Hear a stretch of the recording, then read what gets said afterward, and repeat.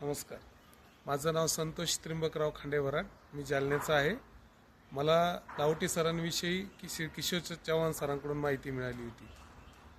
Actually sir अमरावतीचे असल्यामुळे थोडी संशयता होती की जालन्यामध्ये एवढे ट्रॅव्हल एजन्सीज आहेत, परंतु सरांकडून जी आम्हाला ट्रीटमेंट मिळाली, मुख्यतः करून हॉटेलिंगमधली सेवा असो किंवा जेवणाची व्यवस्था असो, त्याचप्रमाणे फिरण्यासाठी जी आर्टिका होती, जे ड्रायव्हर होते, त्यांचं जे बिहेवियर होतं हे खूपच छान होतं.